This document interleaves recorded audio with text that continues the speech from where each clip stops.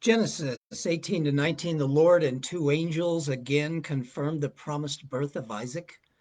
Sarah laughed when she heard she would give birth at such an old age. She denied laughing, but the Lord said, "Oh, yes, you did laugh." God calls it like it is for Sarah and for you and me. Have you laughed and doubted and then denied doing so? God calls you on it. Have you said, "I'm too old for the Lord to work in my life"? No, you're not. You're still here for a reason. The Lord revealed to Abraham that he would judge Sodom and Gomorrah. Abraham, concerned for Lot, asked the Lord to spare Sodom if only 10 righteous could be found there, and the Lord agreed. The two angels saw Lot in Sodom.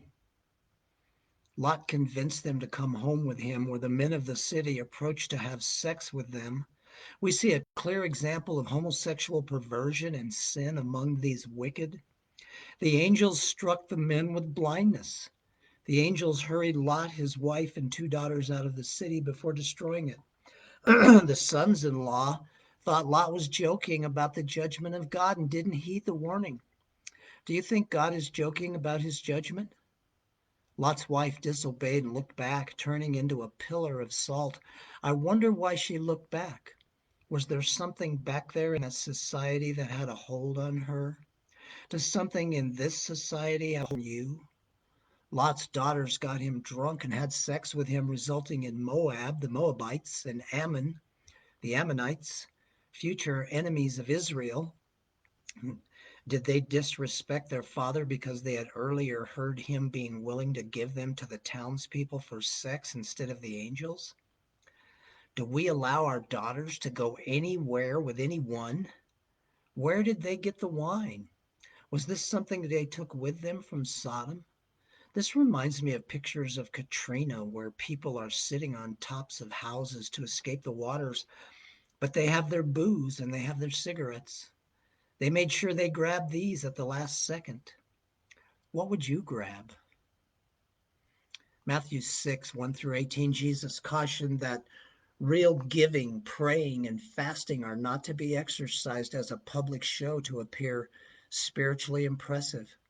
If we are engaging in these things simply to be seen and noticed by men, that in itself will be our only reward. If we are truly engaging in these things because we desire to be intimate with our Lord, because we truly trust Him, and this is simply between Him and us, He will honor this and reward us as He sees fit. Next, we see Jesus giving us some direction in how to pray as He gives the Lord's Prayer, which some refer to as the disciples' prayer. Yes, this can become ritualistic and dead, but it can also be a great resource for us to be intimate with our Lord. I still love to use this prayer as an avenue to fellowship with the Lord and pray to Him on a daily basis, branching off from each of the points in the prayer.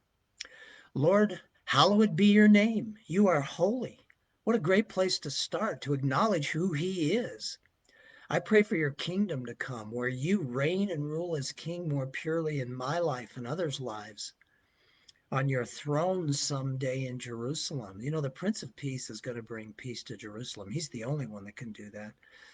And ultimately throughout eternity, where there will be no more sin, sickness, death, no more tears, no more pain. Give us today what we need in our bodies, our souls, and our spirits to accomplish your will in our lives, to save the lost and launch the saved, to conform us into the image of Jesus. Forgive us and empower us to forgive others.